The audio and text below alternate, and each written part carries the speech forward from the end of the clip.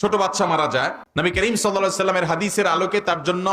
দুটি সুসংবাদ আছে। যদি কোনো আল্লাহর বান্দা তার সন্তান দুনিয়া থেকে চলে গেছে, এই জন্য সে সবর করে, এই জন্য সে ধৈর্য ধারণ করে, হাহুতাশ না করে, মালাকুল মউতকে গালিগালাজ না করে, ভাগ্যকে গালিগালাজ না করে, জামা কাপড় ছেঁড়াছিড়ি, ভাঙচুর, বুক ছাপলানো, মাথায় আঘাত করা, গালে আঘাত করা, এরকম অসহনশীলতার কোনো কাজ না করে, বরং আল্লাহর ফয়সালাকে যদি সে মেনে নেয়, হাদিসে আসছে আল্লাহ রাব্বুল আলামিন তখন ফেরেশতাদেরকে বলবেন যে আমার বান্দার সন্তানকে তোমরা নিয়ে এসেছো, তার কলিজার টুকরা তোমরা নিয়ে এসেছো,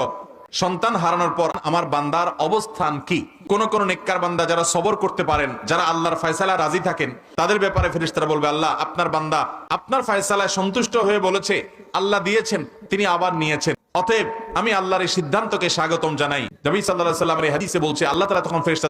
If you're a small content creator, use this sound to gain at least 100 new subscribers. If you যদি কারোর সন্তান মারা যায়, ছোট বাচ্চা মারা যায়, নবী করিম সাল্লাল্লাহু আলাইহি সাল্লামের হাদিসের আলোকে তার জন্য দুটি সুসংবাদ আছে। যদি কোনো আল্লাহর বান্দা তার সন্তান দুনিয়া থেকে চলে গেছে, এই জন্য সে সবর করে, এই জন্য সে ধৈর্য